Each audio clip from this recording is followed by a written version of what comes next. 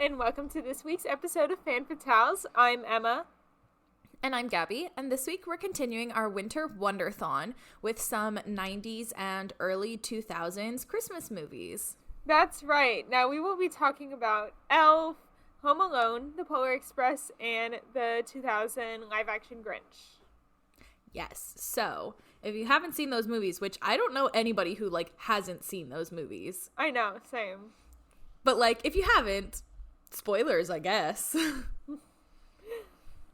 So, shall we get started with Elf? Which is one of my all-time favorite Christmas movies. Honestly, almost every single movie on this list, I have to watch at least once a year. Same. Excuse me. that came out of nowhere. So, the synopsis for Elf is, raised as an oversized elf, a human travels from the North Pole to NYC to meet his biological father, who doesn't know he exists and is in desperate need of some Christmas spirit. It was directed by Jon Favreau. I know, which I was like, what? Yes. When I saw that, I was like, Marvel and Star Wars fame, Jon Favreau. Yeah. Happy in Marvel. Yeah. I was like, how did I not know that?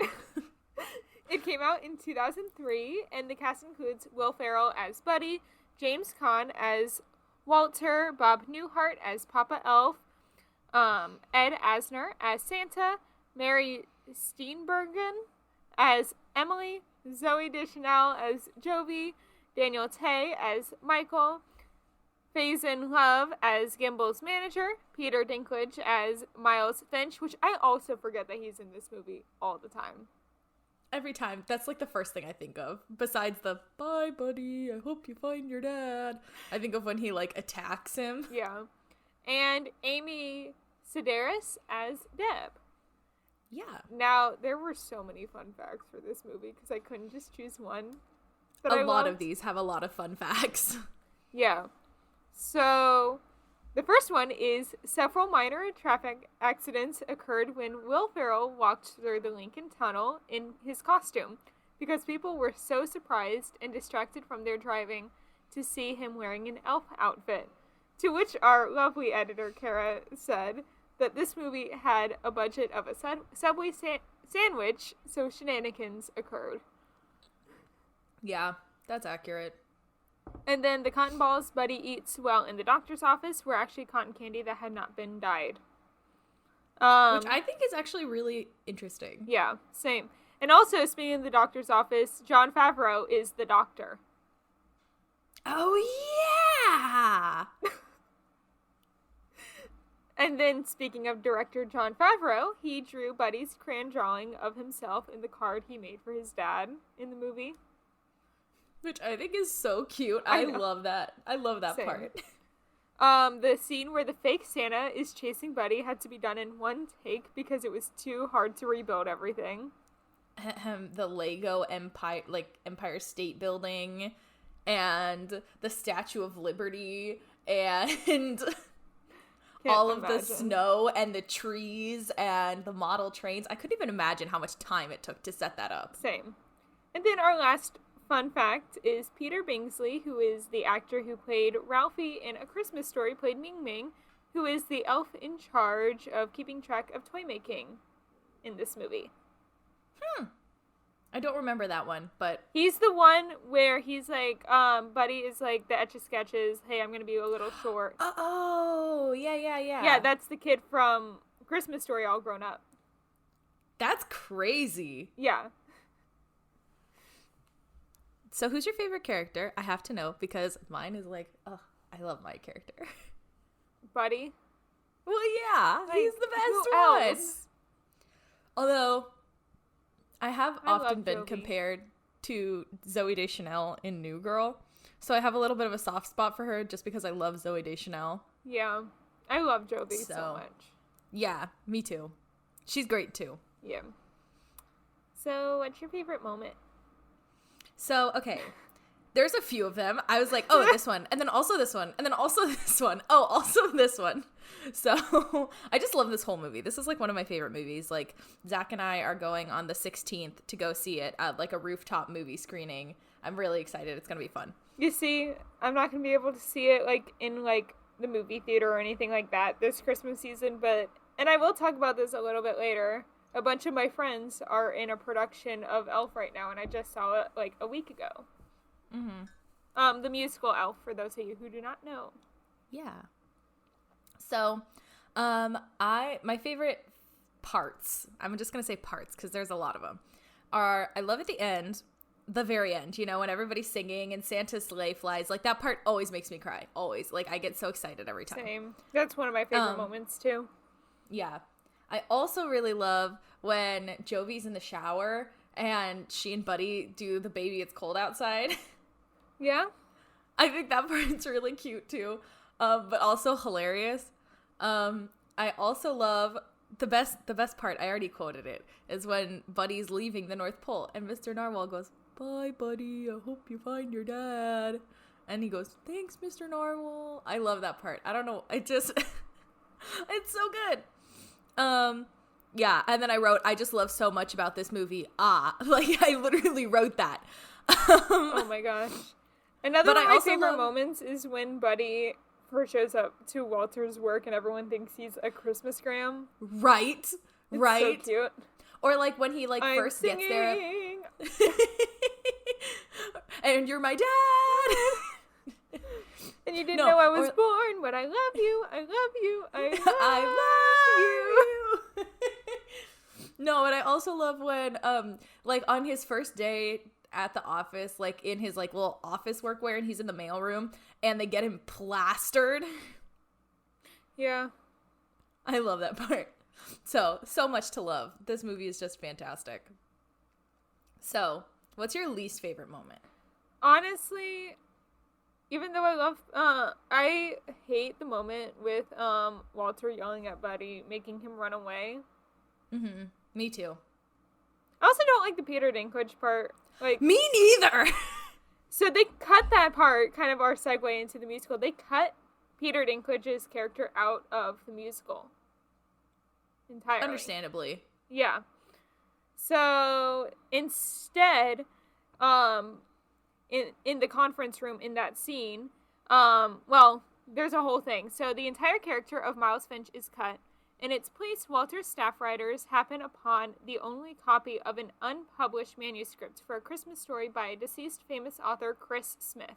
And Buddy shreds the document, not understanding its significance, which is when Walter yells at him and wishes that he wasn't his son. And then that's when Buddy runs away. And that's the Act 1 finale. Is that moment. So then later on in the show, there's a conference room scene with Mr. Greenway, who is like yelling at Buddy's dad about like, "Hey, where's my new story that you promised me today?" And Buddy pitches the idea of making the book about how he came to the North Pole, leading to the song, the story of Buddy the Elf. And Mr. Greenway loves the story, but Walter quits after Greenway says that he wants to change the main character of a story from an elf to a horse because horses sell better. And instead of Walter going with Michael to bring Buddy back home with Mr. Greenway firing Walter. That makes no sense, but okay. I know. I was like, that's interesting. And then there's some minor changes. It's a Macy's instead of Gimbel's. Of course. For the store. And then Buddy's dropped off at the Hobbs house instead of being bailed out of jail by Walter. I like it better that he's bailed out of jail. I think it's funny.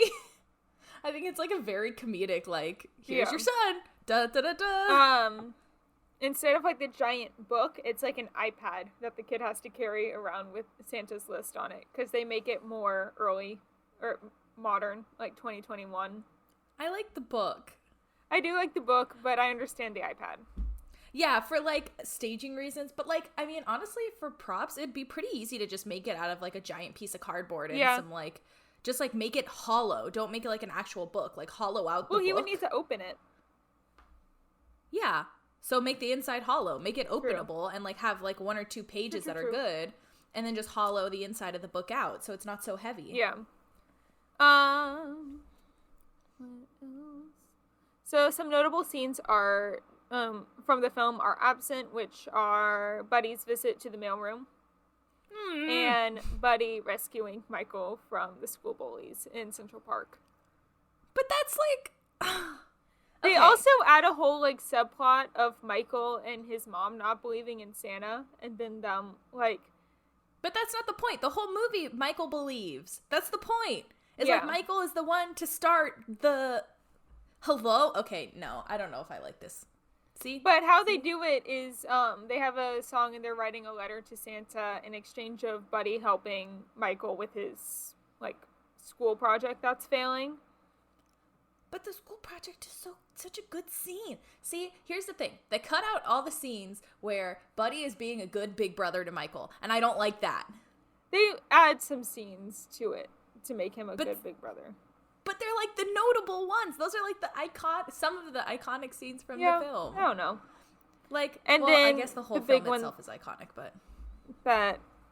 They do, like, every notable, like, iconic. They do the whole, I'm singing, I'm in a store, and I'm singing. And then the line about, what is it? You smell like, you sit on a throne of lies, that whole scene. Oh, yeah. And they're like, well, what did I sing for you on your birthday? Happy birthday? Dang it. Yeah, that whole scene they do. Like, they do, and... by Mr. Narwhal, like, that whole scene. Okay. Yeah. But still, I don't know. I just think the movie is perfect, and it's pretty much perfect, that it shouldn't be touched. I'm kind of against the whole Elf musical thing. You know what? In general, I'm kind of against the whole turning movies and TV shows into musicals. Yeah. Like, for some of it, it's okay. Like, for some of them, like, there's creative liberties. Or, like, if you're going to be really following the original script... Yeah. Like with Bridgerton was adapted off a book series. You know? Yeah. So there's a lot of content there to go off of. But, like, I don't know. I just feel like there are a lot of movies that got turned into musicals that didn't have to be done. I want to see something original. Don't give me, like, you see, there's another Ice Age. You see, there's another Christmas musical that is based on a movie that makes me more upset than this one, so I like this one. Is it the Die Hard one-man show? No. I didn't know they even made that. A guy did. I don't remember where. But it's true. I learned that a few years ago, that there was a guy who made a Die Hard one-man show. Yeah, you see, the one I was talking about was, what was it? Oh, Christmas Story. I don't like that one. Anyway, I feel like we should move on. Yeah, I didn't mention the, like, other thing that annoyed you when I was telling you about it yesterday. Oh, go ahead. The fact that they cut out Papa Elf. Shame. Just shame. Just garbage. Bad decisions left. Though, let me tell you, the best song in that show is one that Buddy doesn't even sing. It's one that Jovi sings, and I will fight anyone who disagrees with me on that. It is called Don't Fall in Love with an Elf, and it's like, and it's her Act 2 song, and it's like right before the whole Santa thing, and he's forgotten their date. Like their second date. And she sings a whole song about, like, don't fall in love with an elf. Like, I've had all these, like, bad relationships, but never did I think it would turn out this bad kind of song. Aww. Yeah.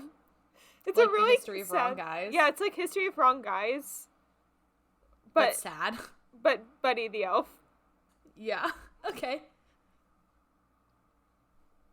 So what would you rate this film out of 10? Of course. I have to give it a 10 out of 10. Same. This is like... Most of these movies, I guarantee you, are some of my childhood favorites, or, like, I watch them every year, so I feel like I can't give them any lower than, like, a 9. I feel like I rated one of them a little bit lower. No, I just can't. I can't. It's like, they're all too good. So what do you think the critic and audience score of this movie on Rotten Tomatoes is? Audience score? 98. Okay. Critic score? 100%. No, I don't know. So the critic score is an 85% certified fresh. Okay, cool. And then the audience score is a 79.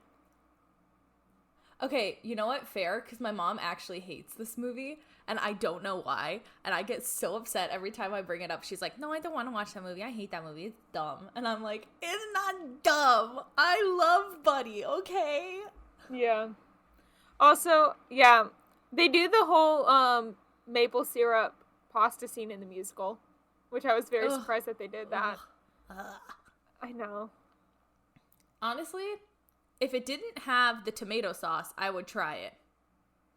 Same. I feel like it'd give you instant diabetes, but I'd try it. I would try it without the tomato sauce. sauce. Yeah. So we should do an episode on our YouTube channel where we try movie foods. I thought we were going to. But like foods like that. Maybe minus the tomato sauce. Maybe, and then we'll put a little bit on it. We'll try it with. Oh my gosh. Well, I have one of the 4 main food groups on my desk. Candy corn.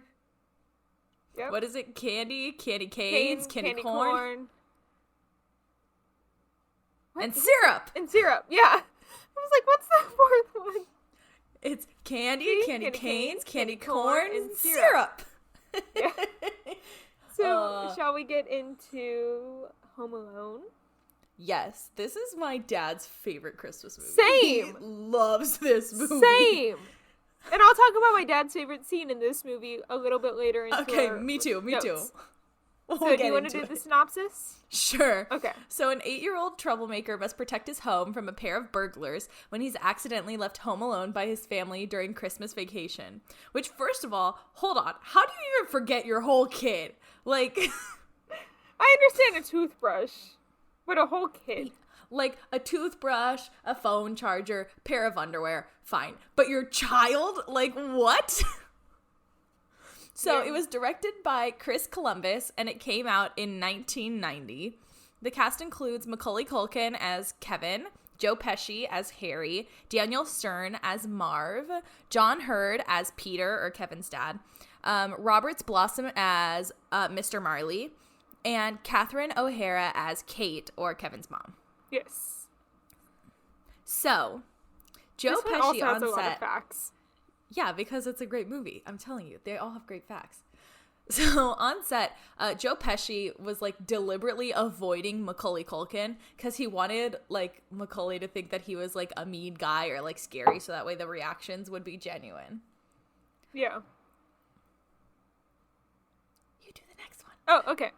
The picture Kevin finds of Buzz's girlfriend was a picture of a boy made to look like a girl because director Chris Columbus thought it would be too cruel to make fun of a girl like that. The boy that was used in the photo was art director Dan Webster's son. Yes, and actually I saw something about this, and it was like at school after this movie came out, people loved him. Like, they weren't making fun of him. They were like, dude, you're a legend. That is so funny. Love that. Yeah. So Joe Pesci and Daniel Stern felt kind of indifferent about the movie's potential while they were shooting, so they intentionally gave like super over-the-top performances, and neither of them thought that it would be a massive success. And like, we're talking about it today, and it's what, 30 years old? My gosh, is it really? Yeah. I like that. And then a fun fact when I was talking with our dear editor Kara was that Macaulay Culkin has never stopped calling Catherine O'Hara mom whenever he sees her. That's so cute. I know. She told me that fact. I was like, oh my gosh, I need to add it in. Mm-hmm. So that's adorable. Who is your favorite character? Definitely Kevin. Yeah, exactly. Like, yeah. Everybody else is mean. Yeah. Everybody else is like a jerk. Yeah, including the mom. Like, I was watching... Dad. And the dad. I was watching Home Alone 2 earlier, like, today, just, like, in the background.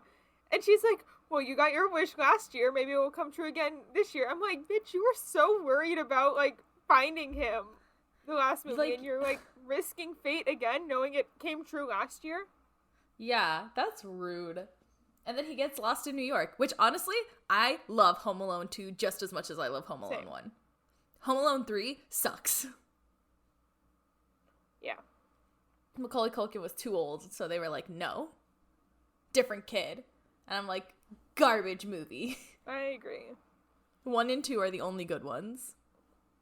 Yeah, and I don't even want to see the 4th one that just came out this year. Me neither. So what's your favorite moment?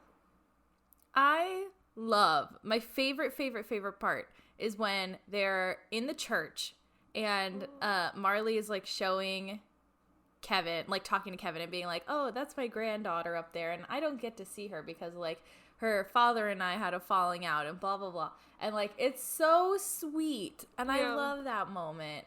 That's also one of my favorite moments. I also like when Kevin and his mom are reunited on Christmas morning. You don't?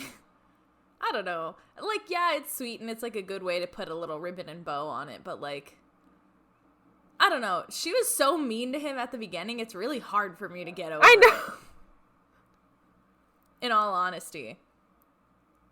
I just love the moment when he goes outside and then he's disappointed because he thinks that they haven't come home, and then like he goes back inside and immediately we see the van pull up. Yeah. Yeah, and then like, yeah. I also love, like, of course you have to love the whole like house trap sequence that's like iconic from this movie. Can we just talk about how 2 of my notes, like right in a row, are okay. He should be dead now. Okay, they should both be dead now.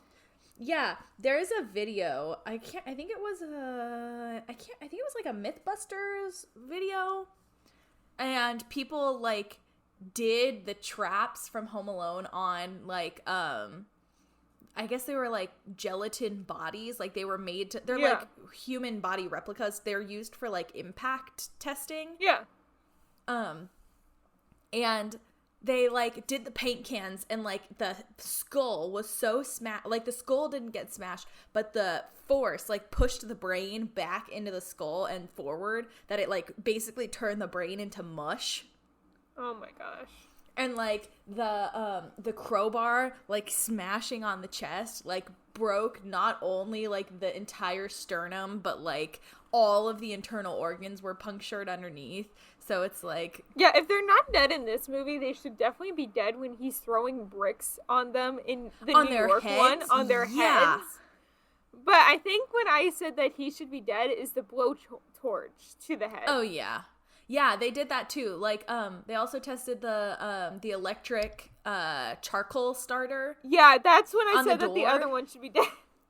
Well, the what happened was like the internal framing of like the internal part of the door burned because it got so hot that actually the other side of the handle didn't get hot enough to burn the skin like that, but the side with the electric thing on it was like red hot, but the inside of the door started burning, so they had to take it off because it was like gonna like cause a big fire. Yeah.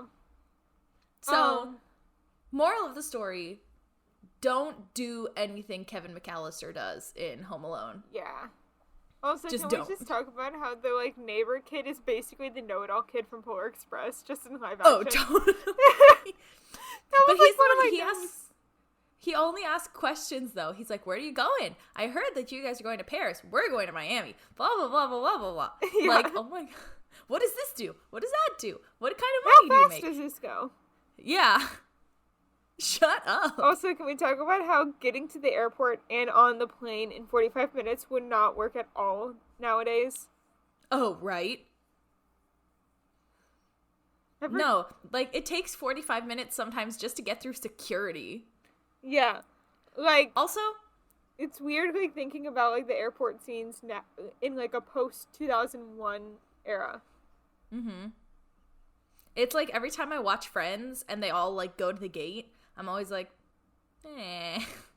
Well, doesn't he go to the Twin Towers in the second one? Yes, he does. That's weird for me, like, thinking about that. Mm-hmm. Yeah. And, like, the skyline still has it in the second one, too. Yeah. Yeah, it's, like, also, really can we talk about how empty that church was for Christmas Eve? A Christmas service? Yeah. Yeah, it was him and Old Man Marley. and like a few other, like 2 or 3 other parishioners. But like, come For on. a Christmas Eve service at like No 8 way. o'clock? No way. I think it was earlier than 8 o'clock. I think it was like a 5 o'clock service. Well, it was already dark, and he leaves because he sees it's 9 o'clock. Because they said that they're going to rob at 9. I thought he leaves because he only has a little bit of time left to set up. I didn't think it was already 9 o'clock. Oh, maybe. Yeah. Because, like, you know it gets dark at, like, 4:30 now. True. Like, it's 4:30 in the afternoon, and it'll start getting dark. I look out because it's almost 4 o'clock p.m. Yeah, I look over, and I'm like, oh, wait, it's middle of the day. It is 1 o'clock. Yeah, we're normally starting at, like, at least 5 your time. Yeah. But anyway, I thought it was just like, oh, he's going because he only has a few hours left to set up all the traps. Yeah. So, I don't know. It could be, because he did say, I can't come back tonight when he's talking about the granddaughter singing. Oh, yeah. He goes, I can't come back tonight because my son is going to be here. So I was like, that means it's like just probably 4:30, 5 o'clock. Yeah. So, Oh, no. So what's your dad's favorite scene in this movie? It's when Joe Pesci is on the floor and he has this spider crawling on him. And the other guy takes a crowbar and smashes him in the chest every single time. He dies laughing. Yeah. You see, my dad's is much more sweeter, I guess. I'm sure. Kevin sees Marley with his family and granddaughter at the end of the movie. Oh, I do love that scene too. That one's really good. Yeah. Okay. So, yeah, that's my favorite moment. That's my dad's favorite moment. What is your least favorite moment? Oh, we didn't even do that yet? No. Oh, let me get back up. Probably the scene in the van. The van scenes are creepy. I don't like it. They are very weird. I agree. But I think my least favorite is I just think the beginning when everybody's being so terrible to Kevin. I can't stand that. Eating his cheese pizza. Yeah, his cheese pizza, and like they shove him up in the attic. And like everybody's just being so mean, especially like the adults. His uncle. Like, yeah. Okay, let's all be honest. The uncle is kind of a jerk because, you know, when they're all on the plane on the way to Paris and he goes, I forgot my reading glasses. Does that make you feel any better? And they all just kind of look at him like, no, not the same thing. Like,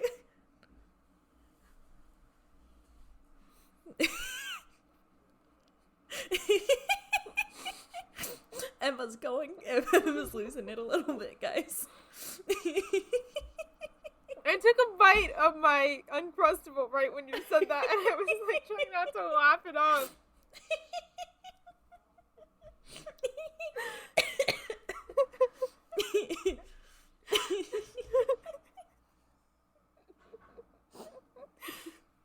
People at work say I laugh like Cat Valentine. You do.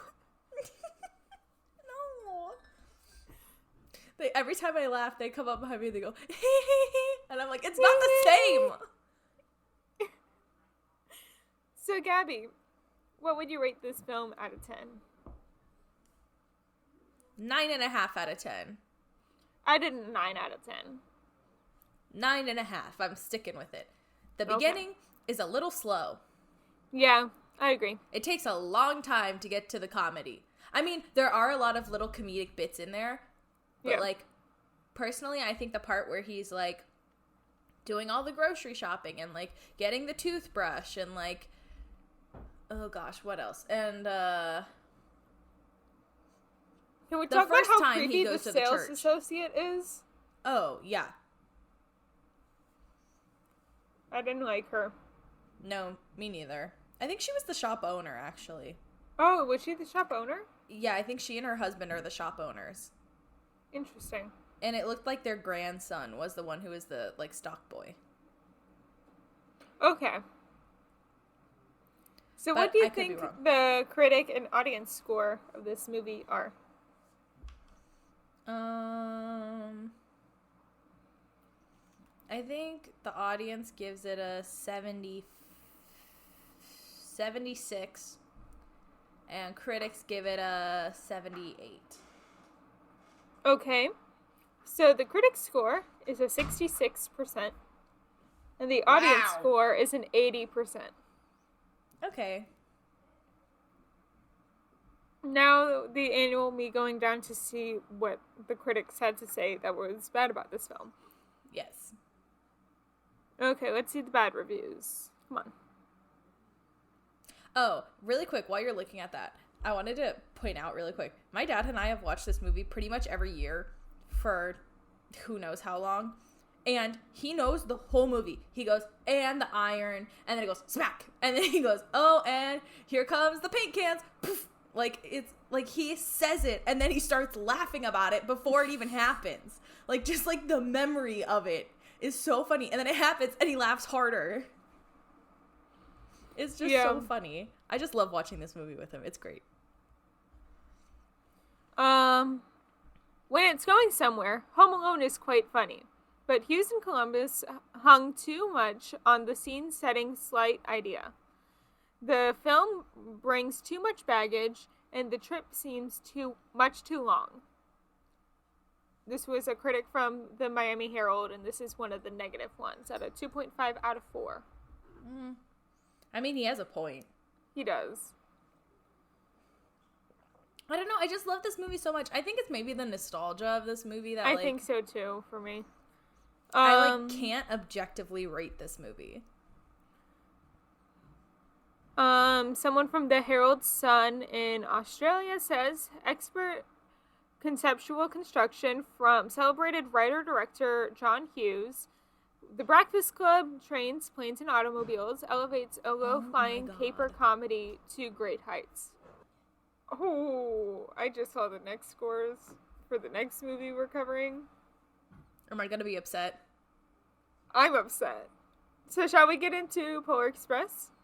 Yes. Okay. The Polar Express. I have watched this movie since I was probably 3 years old. I love this movie so much. I did not put what year it came out in. It has a very soft spot in my heart for this movie because this movie, like, I used to watch this movie every single year. Me and my biological dad would go to Tahoe and we would watch it in the snow. We'd rent it from the Lake Tahoe library and we would sit on the couch and drink hot cocoa and watch this movie. And it just, like, there are so many good memories around this movie for me. Yeah. And I love this movie so much. So you see, my memories of this movie are my elementary school. We would always do, like, every year at the elementary school from kindergarten to 5th grade, we would have Polar Express Day, and it would be like the 1 or 2 days before, it would be like one of the, like, last days before winter break happened. And we would all show up in our pajamas, and we would, like, parade around the whole school with the, like, That's so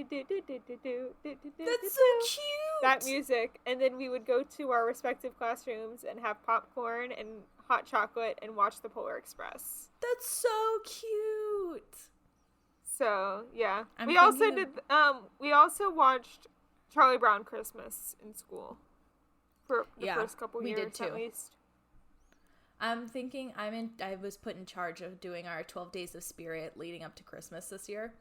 Yeah. And so I'm thinking of making one of the days Polar Express PJs. Please. So you just wear your most Polar Express-y PJs. Yeah. I would wear these. So, the synopsis of the Polar Express is, on Christmas Eve, a young boy embarks on a magical adventure to the North Pole on the Polar Express while learning about friendship, bravery, and the spirit of Christmas. It was directed by Robert Zem, and it came out in 2004. Would you like to do the cast? Okay. Really quick, before we start the cast, you know how during the Princess Switch episode, or the last episode, we were joking, oh, Vanessa Hudgens is this, Vanessa Hudgens is this, Vanessa Hudgens is this. This movie is that. Because, okay, Tom Hanks as father, Tom Hanks as conductor, Tom Hanks as hobo, Tom Hanks as Scrooge, and Tom Hanks as Santa Claus. Like, come on! And the adult voice of Hero Boy. Yeah. Come on! Literally, Tom Hanks carried this movie. Yeah. That's why this cast was so short. Yeah, he also did the additional body doubling for Hero Boy that was needed. He did it, and we'll get into the other person who did it in our fun facts. But yeah, I just... so I funny. highlighted the I saw. Name. Yeah. So... So yeah, Tom Hanks plays literally everybody. No, I'm just kidding. There's a few other people. It also includes Daryl Sabra as Hero Boy, Leslie Zemeckis as Sister Sarah / Mother, Eddie Deason as Know-It-All, Nona Gay as Hero Girl, Peter Scolari as Billy / Lonely Boy. Yes, and some fun facts about this movie is the film is listed in the 2006 Guinness Book of World Records as the first all-digital capture film where all acted parts were done in digital capture. 3 different actors play the role of Hero Boy. Tom Hanks does most of the motion capturing and the adult voice. Daryl Sabra does the voice acting, and Josh Hutcherson did some additional motion capturing. Yes, of like Hunger Games fame. Yeah. Yeah. I found that out a few years ago. Was he not in Maze Runner too? No. No, different guy I'm thinking of. Different guy. Okay. You're thinking of Lerman, right? Logan Lerman? Was he the guy in Maze Runner? You know what? I'm not going to look the little blonde kid. I never really saw that movie. Oh, you're thinking of the kid that was in Narnia for the little blonde kid in that movie. There was a kid in Narnia in Maze Runner. Okay. And then the last fact about this movie is the movie is based on the book The Polar Express by author Chris Van Allsburg, who also wrote Jumanji. And I haven't heard of the other one, but I thought it was interesting, which is Zathura. I found it interesting that he made Jumanji. It sounds familiar. I just can't remember where I know it from. Yeah. Anyway. Just find it interesting that Polar Express was made by the same person as Jumanji. They're like totally different. Yeah. I was like, they're like polar opposites. Polar? Actually, in hindsight, no, they're really not. Polar Express is very much an action movie. True. Like, yes, it's a Christmas movie, but at its core, it's an action movie. Yeah. So who's your favorite character? I like Billy, but I also really like Hero Boy. I like them both. They're all good. I love Hero Girl. I love the main trio. Yeah, same. I also like the conductor. Have you seen the one TikTok guy that does the Polar Express conductor cosplay videos? Yes. He's amazing. I love him so much. Yes. That's a great one. But no, I don't like how only one character has a name in this movie. Same. Like, that really bothers me. It should all be, no names or all names. Everyone have names. Which I would have preferred it to have no names, because then you could put yourself in the shoes of each character. So, what's your favorite song? Okay. I'm torn between the title, the movie's, theme song, which is Josh Believe Groban? by Josh Groban. Yes, I love that song. I know you do. But When Christmas Comes to Town is, so classic and, I love heartwarming. When Christmas Comes to Town. Yeah. I think that one has to be my favorite. That one's my favorite. That one's my absolute favorite. Josh Groban's Believe is a very, very, very close second, by a hair. When Christmas Comes to Town has, such a special place in my, mind, or, in my life, because last year for, a virtual Christmas caroling thing I did, I did When Christmas Comes to Town right after my former like high school director and like role model and all that in my life. He did Believe from Polar Express as well. But we went one right after the other. And didn't you do it with your sister? No, I was supposed to, but then she couldn't do it. So we've done other stuff for it together. But I did it as a solo, which is a really weird thing. It really is. Yeah. Yeah, I sang it in a Christmas parade in Indiana when I was younger.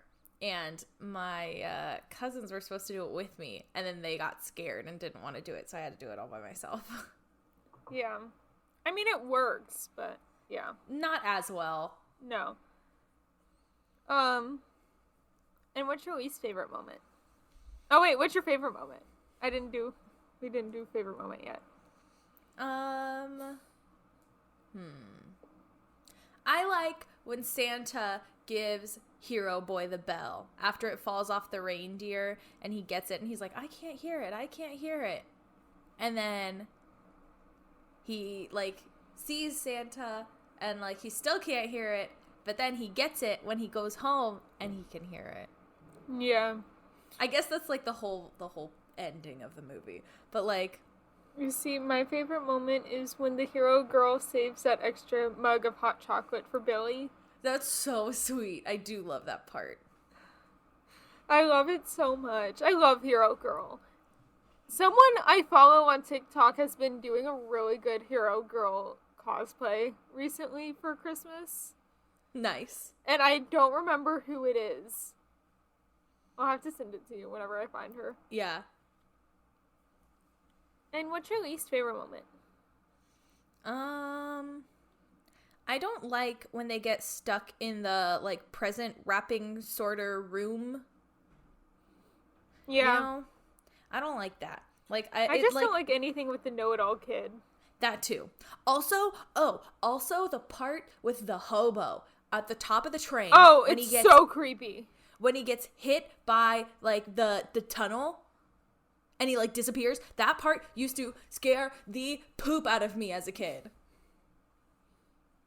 Anything with, like, the ghosts used to scare me. Same. I actually have a theory that we can get into a little bit later from the Polar Express, because I was thinking about, like, why was Tom Hanks the voice of all these characters? And there's a theory about it. I'd love to hear this theory. Okay. Well, first let's get into some of my other notes that I saw. Oh my god. I have no notes, and Emma's is, like, 2 pages. No, it's literally the theory that takes up the 2 pages. Okay. But what does the conductor guy do the other 364 days of the year? Maybe he's just Same a with regular the waiters. train conductor. Maybe they're just regular waiters. Maybe they're just hired. Maybe Santa hires them to do the Polar Express every year. Also, I was sitting at, I think I was sitting at dinner the other night, and I just, like, was, like, sitting there doing the hot chocolate song, and I hadn't even watched the movie yet. I was like, hot chocolate. You were doing that, like, right before we went to go record last week. Was it that? Well, no, because I started remembering the lyrics. I was just sitting there with my mom, and she was like, how do you even remember this? I was like, never, ever let it cool. Have you ever done one of the, like, Polar Express trains? No. You see, there's one, like, right up in North Carolina where my grandparents used to live. And they do the Polar Express thing, and they do the full song and everything. And it's like a train ride you can do with your family. I want to do... No, it should only be kids. It should, but yeah. Also, I want to just say a story that happened with one of my friends just this week. That's to do with the Polar Express. To preface the story, we were playing Finish the Christmas Lyric Christmas Edition game at, like, my college youth group. So it would be like, on the 10th day of Christmas, my true love gave to me. Fill in the lyric there. Oh. Kind of thing. I don't even remember what the 10th day of Christmas is. Shoot, I can barely remember the first 5. Lords? I don't Lords know. Leaping? I think it was 10 Lords Leaping. That's not the point of the story.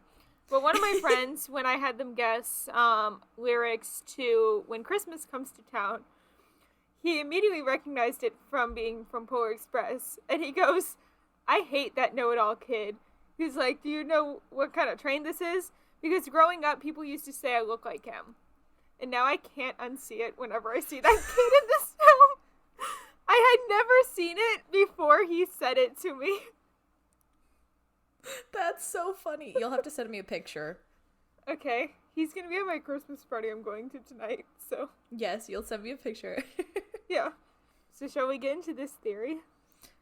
I'm very curious. So this one focuses on the hero boy, hobo, and conductor, which were all voiced by Tom Hanks, as we mentioned earlier. So the theory barely voiced hero boy, though. Only at the end. Yeah, but he was the adult one. Okay, fine. Now the budget for the Polar Express was $165 million, and the average movie budget in 2004 was $123 million. So they could definitely afford to hire more voice actors, but they didn't. Why would they do it? Think about it. Why would they use the same voice actor for multiple characters that have nothing to do with each other? Unless they do. Or they could just be like, we freaking love Tom Hanks. Okay, can I just have this theory? Sorry, I mean, who doesn't like Tom Hanks? I mean, yeah. What, Go ahead. what? Woody would have just started to be a thing, Toy Story, in 2004? Well, Woody they'd be in their second movie already. Oh, jeez. The first Toy Story came out in 95, I think. Oh, yeah, you're right. So, this Reddit user says, now the hobo sits on the top of the train, drinking coffee, and calls himself the king of the North Pole. He also makes fun of Santa at some point, making him seem very skeptical. Yet he does everything in his power to make sure that Hero Boy makes it to the North Pole. This includes helping him back on the train, as well as showing him the manual brake on the caboose. Why would a skeptic make sure a little boy meets Santa? Because he is Santa. I think that the hobo represents the ghost of what would have happened to the Hero Boy had he never gotten on the train. The skeptical, bitter adult who is stuck on the Polar Express trying to meet Santa. I think if Hero Boy had never gotten on, he would have become this bitter man and rode atop the train as he could never receive a ticket. But once he dies, he hits flat top tunnel. His ghost now rides the top of the train to the North Pole and turns to snow whenever he reaches his death site. Now, the conductor, however, is another important part of this Reddit user's story, or theory. He is determined to make sure that this train reaches the North Pole. The conductor also looks like an adult version of Hero Boy. He is strict but kind and looks out for Hero Boy. He also looks just like Tom Hanks. Yeah, he does. It's like they took Tom Hanks and were like, good enough, smack. Yeah. Tom Hanks. So this Reddit user believes that the conductor represents Hero Boy as an adult. After riding the train, he makes sure the Hero Boy believes in Santa. By the end of the trip, he even stamps believe onto the Hero Boy's ticket. And of course, he's the exact, his voice is exactly the same as adult Hero Boy. But he stamps believe in a bunch of other things. Every time he flips the ticket, it's a different thing. No, like other ones is lead and all that. Learn. Yeah, but remember, every time he flips the ticket, it's a different word. It's not just one word. If it changes. True. The first word is believe, but the rest of them are others. Maybe it's because he knows. He's like, this is what you need in your life to get to this point. Who knows? Yeah, because other ones were lead and all that other stuff. Lead, learn, grow. No, I can't remember what the other one is. Oh, I can't either. Those are the two I remember, lead and learn. I remember lead. So, and believe. Well, yeah, believe is like the title song. Yeah. If you just believe. Thank you, Josh Groban. So, what would you rate this movie out of 10?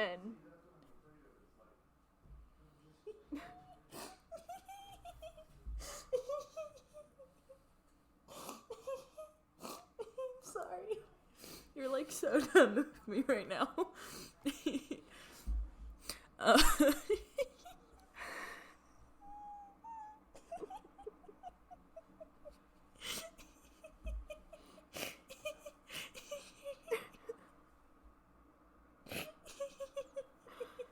So what would you rate this movie out of 10?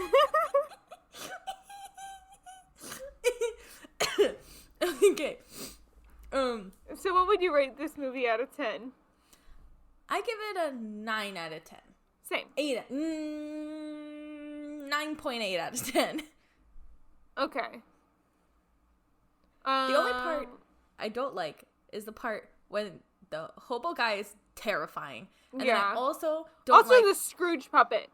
Yes, the Scrooge puppet scares the poop out of me. Still, to this day, it scares me. Can we talk about how this director is basically, like, because I'm on Rotten Tomatoes right now, looking at the director and the other 2 films that he is credited as on here. Uh-huh. He is basically like Tim Burton is to Johnny Depp. Oh. Forrest Gump and Castaway are 2 of his other movies. Of course. No wonder. No wonder Tom Hanks is everyone. Yeah. Okay, that totally makes sense. But I also really don't like the part that used to always really scare me too was when they were on the ice. Same. Yeah. Don't like that part also, either. the caribou, like the beard, like them like pulling his beard to make like the caribou go away. I don't think that one's that bad. It's not scary, but I don't like it. Yeah. Okay, I stick to 9 out of 10 then. Yeah. So, what do you think critic and audience score is? I feel like audience score is like 50. Like, people are so divided. They either love this movie or they hate this movie. Because this movie sits in something called the uncanny valley. Because of the way they did the motion capture. Because they used motion capture, which made it look real. And the way they animated it made it look very realistic. But too realistic. Like, to the point where, like, your brain knows that, like, there's something wrong. Like, it's not human, but it's not human. Yeah. Like, it's really interesting. There's a lot of articles that you could read about the uncanny valley. There's also a robot that they made. Her name is Sophia the robot, and she also lives in the uncanny valley. And what do you think the critics' score is? 85. Okay. You want to know what it actually is? Not really, but okay. The critics' score is at 56%. And the audience score is a 63. They're wrong. This hurts me. I'm telling you, it's because it lives in the uncanny valley. That's one of the reasons. And because people think it's too scary for kids. Which, honestly, I kind of agree. It used to scare me a lot. But, like, you know what? After watching it so many times... I'm reading one of the bad reviews of this movie. It made me laugh. Okay. People in Hollywood should never work with children or animals, W.C. Fields once said. Maybe that should be expanded to hyper-realistic computer-generated children and reindeer too. Okay, and here's a good review from Time Magazine.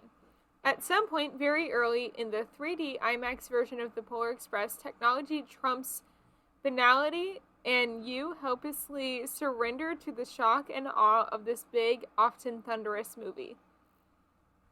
Yeah, I feel like I could totally understand how this would be way too much in 3D IMAX. Same. Like, I totally get it. Sometimes it's a little too much and I'm watching it on a TV. So, I understand how watching it in 3D and in IMAX could be really jarring. Keith Phipps from AV Club. As a spectacle, the Polar Express looks remarkable. As a film, however, it's the equivalent of an elaborately wrapped Christmas present containing a nice new pair of socks. Hey, I like getting socks for Christmas. I like getting Hot Topic socks for Christmas. I like getting socks in general from anywhere. If they're cute, I'll wear them. Also, I'm missing a bunch of socks that weren't paired when they went into the laundry, and now they're gone. And they were brand new. Yeah. Womp womp. So shall we get into this last film? Did you share your rating for this one? Yeah. Okay. Yes, let's get into this last one, which I was watching last night, and I was quoting it as I was watching it. We have a lot of facts for this movie, so let's get into it. You can do the synopsis, directed by, came out, and I'll do cast. Okay. So, the last movie that we're going to talk about is How the Grinch Stole Christmas. Yes. On the outskirts of Whoville lives a green, revenge-seeking Grinch who plans to ruin Christmas for all of the citizens of the town. It was directed by Ron Howard and came out in 2000. Yes. And the cast includes Jim Carrey as Grinch, Taylor Momsen as Cindy Lou Who, Callie as Max, Jeffrey Tambor as Mayor Augustus Mayhew, Christine Baranski as Martha May Hoover, right? Houvier. It's weird to me that has an R. I don't know why. It's French. I know. Speaking of French, remind me to ask you something. Okay. Bill Irwin as Lou Who, and Molly Shannon as Betty Lou Who. Which, who would name Lou Who? That's terrible. That's like. Well, and then his sons are Stu Who, Lou Who, and Drew Lou Who. Yeah. Also, those Cindy. Two brothers give me Fred and George vibes. Hardcore, yes. Some fun facts about this movie are Jim Carrey spent 92 days in Grinch makeup, spending 2 hours in the morning getting in and 1 hour in the evening getting out. According to Carrey, he became a Zen master while sitting in the makeup chair. Jim Carrey's Grinch suit is covered in yak hair, which was dyed green and sewn onto a spandex suit. Which I love. Yes. And then the last fact is Sir Anthony Hopkins recorded all of the narration for this movie in one day. Which is crazy to think that Hannibal Lecter does the narration for How the Grinch Stole Christmas. I was telling Kara that, and she could not believe that Hannibal Lecter was the narrator for the Grinch 2000 movie. I think it's hilarious. I love that movie, and I love Sir Anthony Hopkins, so I think it's really funny. So who's your favorite character? Who? But I don't know. I love the Grinch. I love him. I'm like Cindy Lou. You can't help but love him. I love Cindy Lou Who. She's great too. She's my favorite. Oh gosh, now we're starting to rhyme. It's like when he goes, I'm even rhyming. The humanity. So Kara gave me 2 notes about this film that I wanted to make sure we get in. Okay. The first one is, when we were kids, we all thought we were Cindy Lou Who, but now that we are adults, we are all the Grinch. What if I'm still Cindy Lou Who now? And then the other fact is, our lovely, perpetually tired editor always says, or she has always been told, that she is a mixture of Buddy the Elf and Jim Carrey's Grinch. Absolutely, yes. I feel like I'm just Buddy the Elf and Cindy Lou Who and Martha May Houvier and anybody who's obsessed with Christmas. That's me. Who would I be? I don't know. All of them. I mean, what are we look at me? No, I feel like you don't have as much, just crazy energy as I do 90% of the time. That's amazing. It's my Santa Star Wars Mickey hat, for those of you. I gotta locate my Santa hats. Yeah. But, I don't know. I feel like, can we just be a mix? Can I just be all the Who's? Can we both just be all of the Who's all the time? Yes. I have some friends that work at Universal that are friends with the Who's. Yeah. And one that's friends with the Grinch. I like that, yeah. And his younger sister, who is our age, is friends with Cindy Lou. Ah, goals. So sometimes they're on set together. That's goals. Yeah. I did Cindy Lou in that parade that I was telling you about. I wore the outfit where she's in the plaid skirt and the... That is so... I want all of her outfits, right? To this day. Even the PJs. The thing I love about the PJs are the pink with the little peplums on them. Yeah. And I love how it's different from the original movie and book, yet it pulls, it's like reminiscent of the book, because like in the original movie she's wearing like the little nightgown with the little peplums at the bottom, but she wasn't wearing a nightgown, she was wearing like a top and pants, but they still had the little peplums on the bottom, and I was like, I love that. I do too. Also, can we just talk about what was it, the machine that Martha has to put up the lights on? Goals. I need one as well. Also, that mask was so terrifying. Seriously. That Grinch the one that wearing, the Grinch wears? Like, right in the beginning. Yeah. Yeah. And then, like, okay. You know, the Who's are supposed to be tiny. They're supposed to be smaller than a speck of dust. And there's even smaller ones, like the one in the tuba. Yeah. I was like, how do things get that small? I don't even know. Do we want to know? No. Exactly.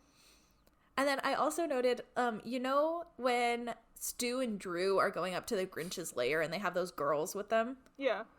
Their outfits are so Y2K. It hurts. This movie came out in 2000.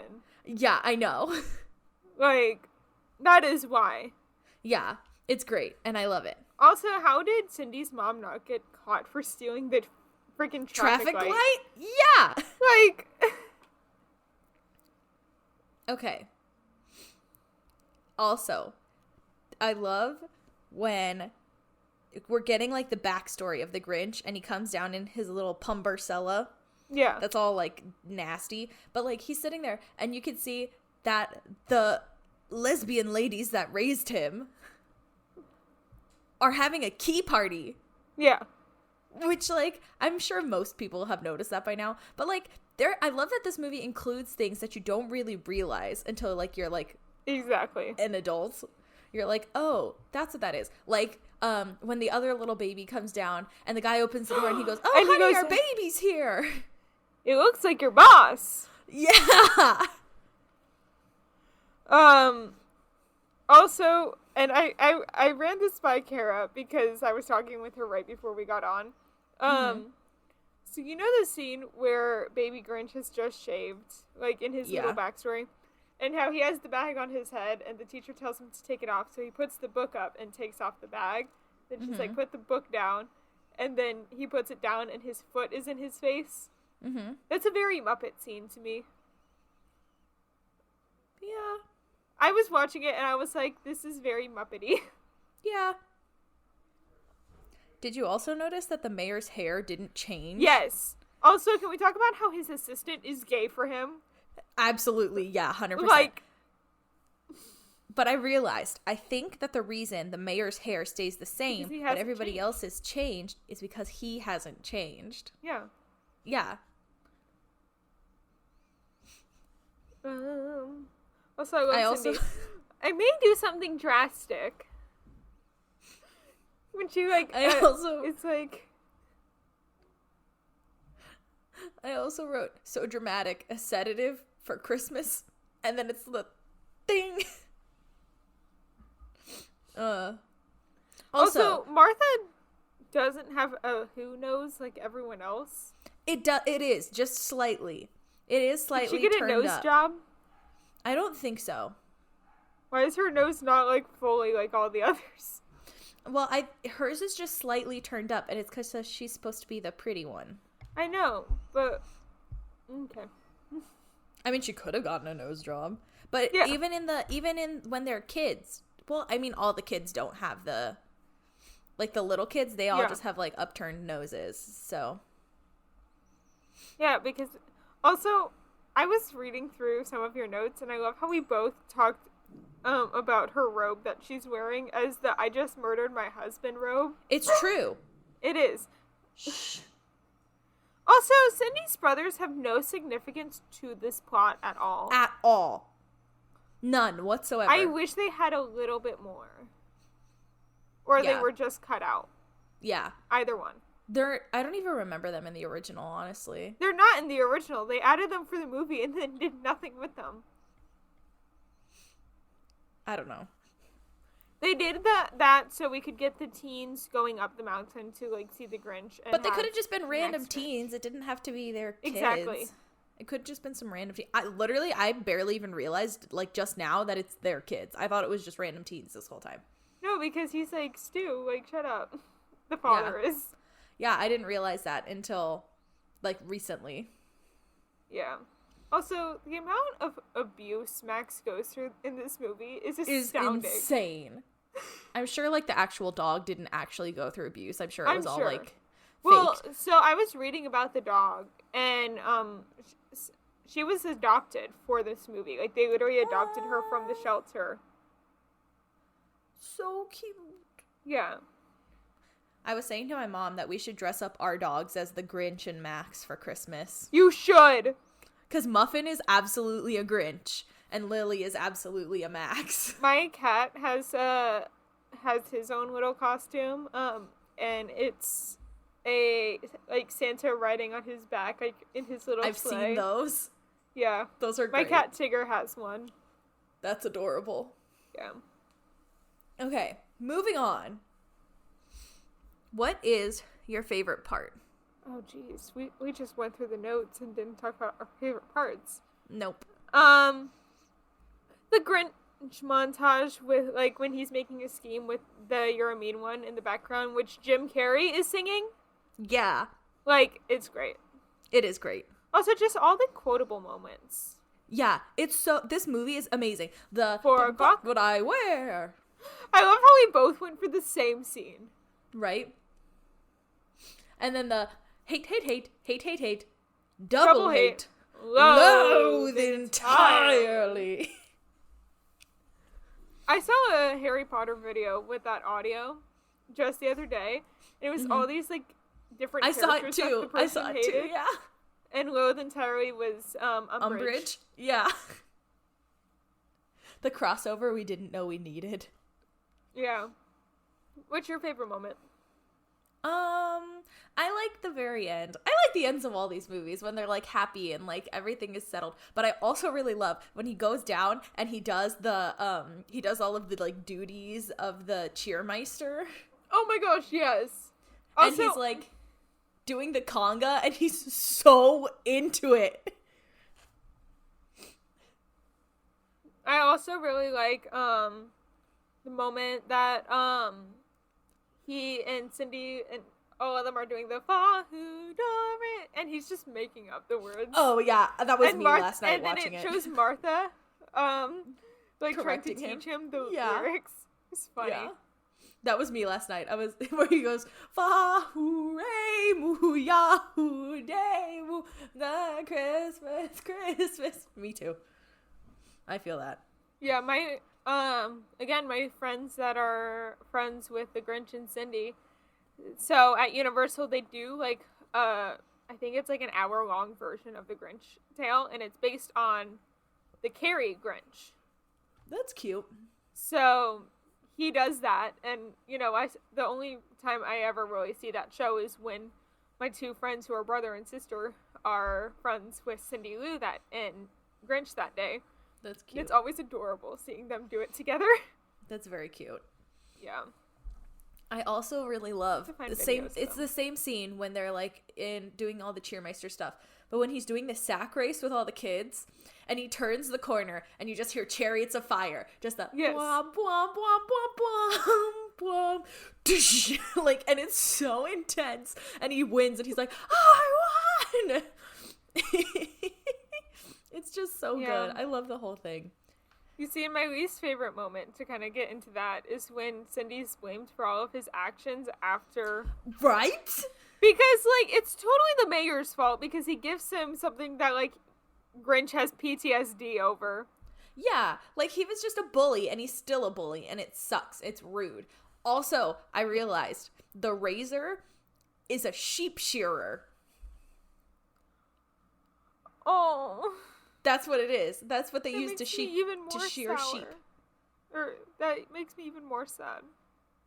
Well, I'm sure that it's just, like, stylized. Like, that's what razors were in Whoville. But, like, that's what it is. Like, because, like, you see things that are used, like, untraditionally as different things in, like, Star Wars and, like, in Like the ice How cream the Grinch Stole maker. Christmas. In, like, Empire Strikes Back, there's, like, a guy running in the background with an ice cream maker. Yeah, like, things like that. But, like, I just thought it was interesting. I was like, like... ice cream maker, at, like, cons, so now do, like, Race of the Ice Cream Maker. That's so funny. Like, at, like, Star Wars Celebration, they will do it, and it's a huge event. I love that. We need to join one day. We need to join when we go to Celebration together in there we the go. future. We'll go. We'll do it.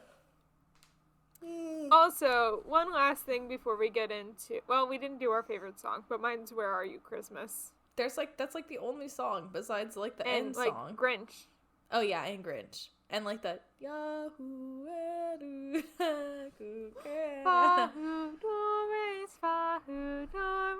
welcome Christmas Day. That one. Yeah. There's another one. No. Then they reprised that one, Welcome Christmas one, another time earlier in the film. Yeah, they sing it again. Yeah. Oh, the Boo Hoo song? But no, it turns into that. Yeah. So I don't know. I just wanted to note how young Christine I know. Baranski looks in this movie compared to last week when we talked about Dolly Parton Christmas on the Square. Like, it's insane how young she looks in this movie. But my like last little thing that I wanted to mention is the on vacasa.com, which is like Airbnb, they have a stay in the Grinch's cave. And it's so Boulder, cool. Utah. So I guess we're taking a trip to Boulder. Yeah. Next Christmas. Yeah, I guess we're all taking a trip to Boulder. Yeah. It's a 2-bedroom house. Yeah. And, like, it has, like, decor that looks Grinchy, and they have, like, signs out the front. They even have the like, organ thing.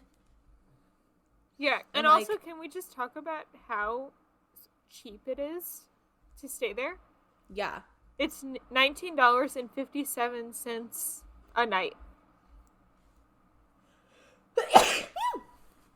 Ugh. Oh my gosh, what got up my nose? Wait, where are you seeing that? In the listing, it says bookings are available for limited stays from December 13th through the 23rd at a steal of a nightly rate of $19.57 in honor of the book's original release year. Aw, that's so cute. Yes. And then it says that this location is remote, so you'll need to bring food and beverages for your entire stay. Ah, that's probably why. Yeah. And there's no internet, so... Oof. I know. Oh my. Let's do it. I don't know, man. We'd have to download all of the notes we need. To record an episode? Yeah. Or we'd have to do, like, video vlogging and just vlog our time there, and I'll edit it and then post it when we get back. Yeah. This would be really fun, though. Maybe for, like, 2 or 3 days. We'd go to Utah to do other stuff, but, like, go for, like, 2 or 3 days. Yeah. Or a night. Or a night, yeah. Yeah, a night would be good. And just, like, download the movies we want to watch before we get there. And that's when we do our Drunk Disney episode. Yes!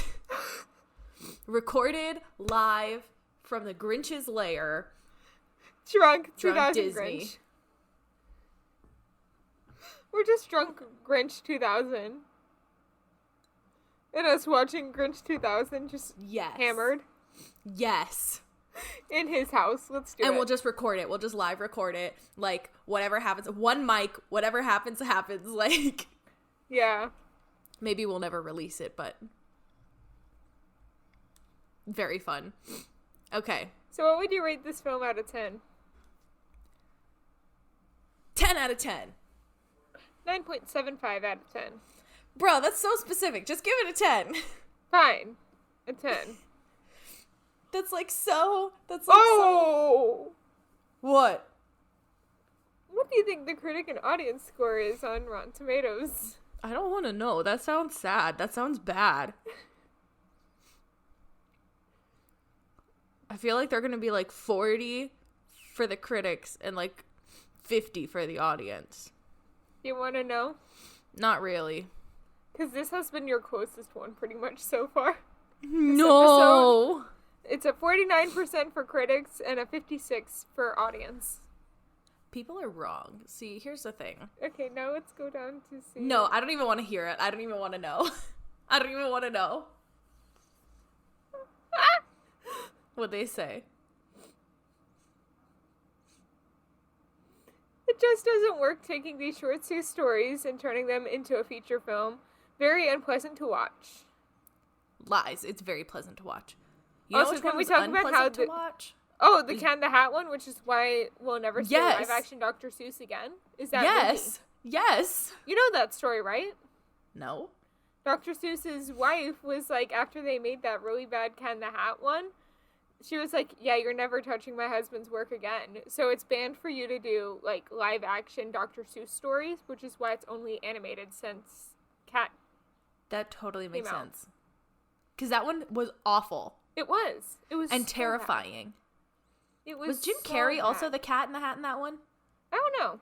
I think it was. It looks like him. Oh, check that.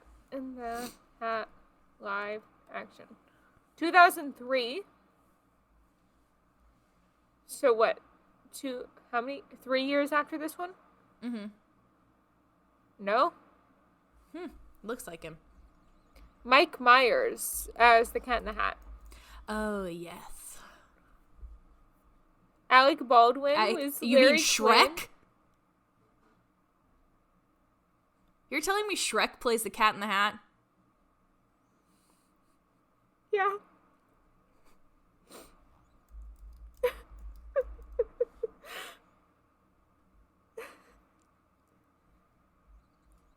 I was gonna say. Alec Baldwin plays the main antagonist, the like next door neighbor who's allergic to cats.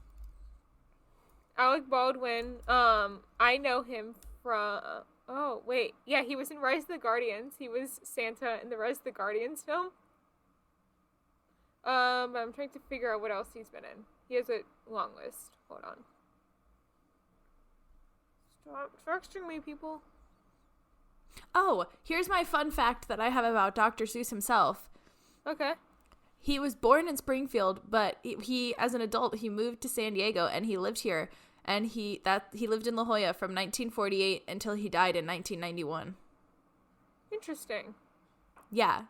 That's why. I couldn't remember. I was like, why is he so famous here? And that's why, because he lived here. It looks like Alec Baldwin is one of the DreamWorks guys, because he's been in all of those Boss Baby movies as He was also in Madagascar 2. Yes. And Rise of the Guardians. Yes. But he was the main villain in the Cat in the Hat movie in 2003. Yeah, no. Santa. The Russian Santa Claus from Rise of the Guardians. Russian? I think it's Russian. Okay. Should we wrap this up? In the outro? Yeah, I think so. Thanks for listening to this week's episode of Fan Fatales. Gabby, would you like to tell our lovely audience what we will be chatting about next week? Yes, next week we're going to be talking about some of the classic Christmas movies. So, of course, It's a Wonderful Life, White Christmas, and some of the traditional claymation films. Yes, and remember to subscribe to us wherever you get your podcasts. We are on Apple, Spotify, and Google Podcasts. And subscribe to us on YouTube. Please leave us a review and comment down below to tell us what you thought of the show. Remember to follow us on Instagram at FanFatalesPod for the latest updates and to possibly be featured in a future episode. Now, Emma, where can the people find you on social media? So my Instagram and TikTok are both at SnippyEmma, which is SNIPPYEMMA. What about you, Gabs? I'm at Gaby Gent on Instagram, TikTok, and Twitter. That's GABYJENT. Our music is by our amazing friend Maddie Macon. And our editing is by the wonderful Kara Lensmeyer. As always, thanks for tuning in. Bye. The views expressed in this episode do not reflect the brand or